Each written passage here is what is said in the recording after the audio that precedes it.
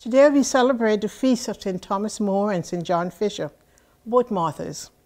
Many of us, I'm sure, are familiar with St. Thomas because there was a movie made, A Man for All Seasons. St. Thomas was a lawyer and St. John was a bishop. They both worked for Henry VIII. But because he left the church and he became the head of the Church of England and he wanted them to agree with him and they didn't, he ordered their execution. St. Thomas was beheaded and he was heard to have said when he was going to his death, the king's good servant, but God's first.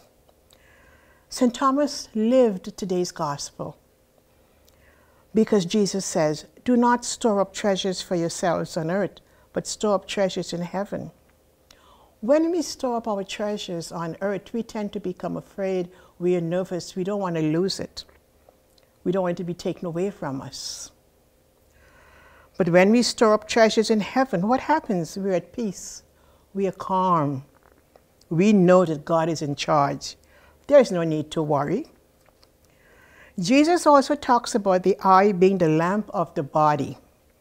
He says, if your eye is sound, your whole body is full of light. But if your eye is bad, your body is in darkness. We have to continue to have our lights shine. We have to radiate that light of Christ to all who we come into contact with.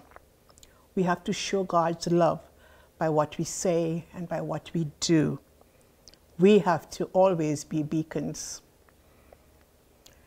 The reading today from the Old Testament, the second book of Kings, talks about Athaliah. She realized that she wanted everything. So when her son was killed, she tried to kill the rest of the royal family. However, she died by the sword. Ultimately, sometimes so much wrong is done to secure earthly treasures that we seem to forget. Our treasures with the Father is always secure. It's permanent. Let us strive to secure those heavenly treasures.